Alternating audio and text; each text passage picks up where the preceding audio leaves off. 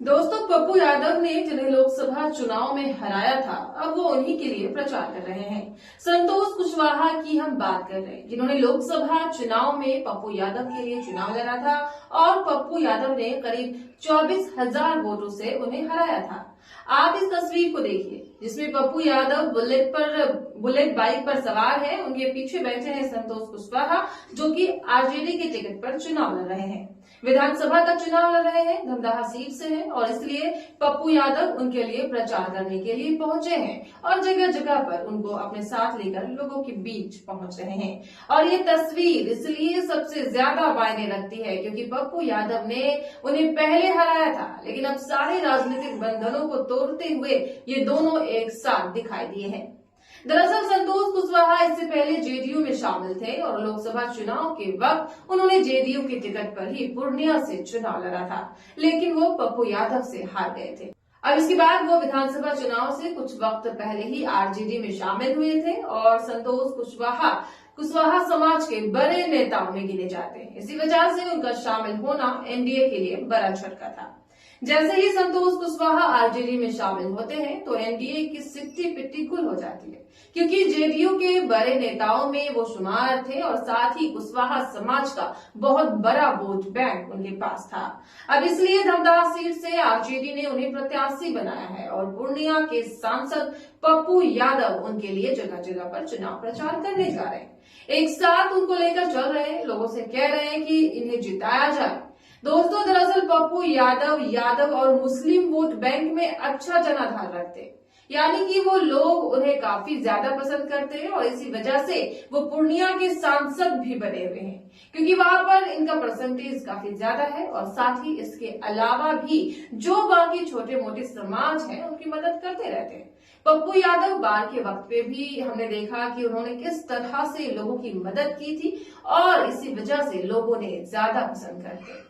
अब अगर संतोष कुशवाहा की बात करें तो वो कुशवाहा कोहरी समाज से आते हैं और वहां पर उनका एक बहुत बड़ा जनाधार है, जिस वजह से ही आरजेडी में जब वो शामिल होते हैं तो इसे एनडीए के लिए बड़ा झटका माना जाता है, क्योंकि कुशवाहा वोट बैंक का बड़ा हिस्सा उनकी तरह शिफ्ट हो जाएगा, आरजेडी की तरफ शिफ्ट हो जाएगा। अब जैसे पप्पू यादव उनके साथ आए हैं, इससे ये भी एक मैसेज है कि गठबंधन में सब कुछ ठीक है और पूरा का पूरा गठबंधन एक साथ चुनाव लड़ रहा है।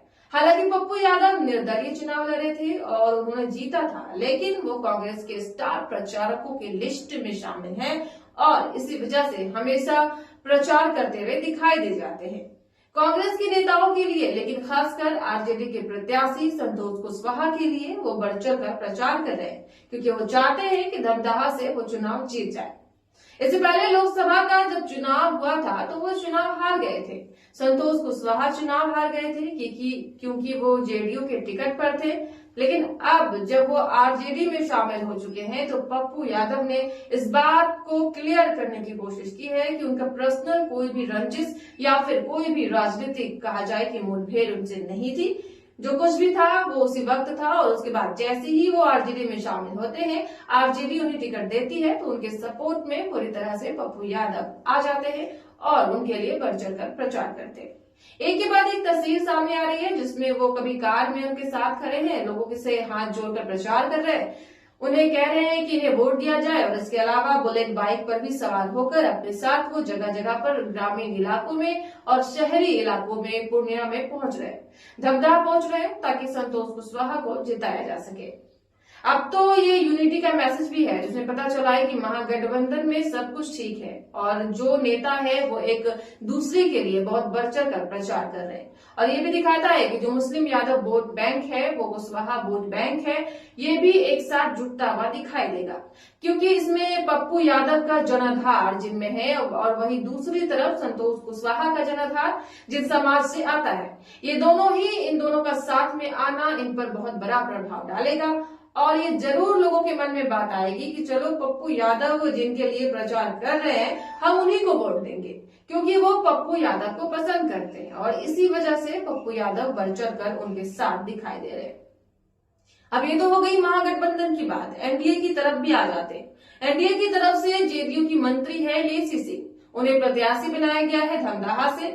मौजूदा वक्त में विधायक भी हैं और इनके खिलाफ संतोष कुशवाहा लड़ रहे हैं। संतोष कुशवाहा पहले जेडीयू में थे, अब वो आरजेडी में शामिल हो गए हैं और इसी वजह से जो लोगों के बीच इस बात को लेकर अटकलें हैं कि लेसी सिंह या फिर जो जेडीयू है उनमें बहुत ज्यादा यूनिटी रही है, क्योंकि उन्हीं के नेता एक दूसरे से टूट कर अलग अलग जगहों पर चुनाव लड़ रहे। और अगर देखा जाए तो वो पुराने कलीग्स भी माने जाएंगे। और इस तरह से दूसरी बातें भी अगर देखा जाए तो एनडीए में कहीं नरेंद्र मोदी पहुंचते हैं तो नीतीश कुमार नहीं दिखाई देते। नीतीश कुमार जहां जाते हैं वहां बीजेपी का कोई नेता नहीं होता। इसी वजह से उनमें बहुत ज्यादा टूटी हुई दिखाई दे रही है। लेकिन दूसरी तरफ अगर आप महागठबंधन को देखेंगे तो छोटे से छोटे वक्त पर भी ये चीज पूरा क्लियर मैसेज देने की कोशिश की जा रही है कि चाहे वो एक नॉर्मल सांसद हो, निर्दलीय सांसद हो, अगर वो आरजेडी को सपोर्ट करता है, अगर वो महागठबंधन के साथ है तो वो पूरी तरह से एक साथ जुटकर प्रचार करेंगे और उनके लिए वोट मांगेंगे। लेकिन दूसरी तरफ एनडीए में ऐसा कुछ नहीं दिखाई दे रहा। सब अलग अलग होकर अपने अपने तरीके से प्रचार कर रहे हैं और अगर देखा जाए तो बिखराव की जो स्थिति है वो साफ तौर से दिखाई देने लगी है। लेकिन जिस तरह से संतोष कुशवाहा के सपोर्ट में पप्पू यादव आए हैं, इस वजह से उनकी बहुत ज्यादा चर्चाएं हो रही है और जिस तरीके से एक के बाद एक तस्वीरें सामने आ रही है वो बहुत कुछ कहती है कि महागठबंधन में कितनी गजब की यूनिटी है और एक साथ होकर सारे जो नेता है वो चुनाव लड़ रहे हैं।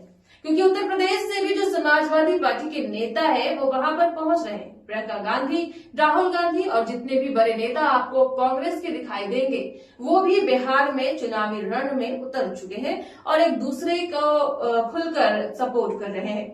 और यही दिखाता है कि उनमें कितनी ज्यादा यूनिटी है। फिलहाल के लिए मेरे साथ इस खबर में इतना ही। आप देखते रहिए केएनई न्यूज, जहां आपकी हर खबर बनेगी देश की आवाज सच के साथ।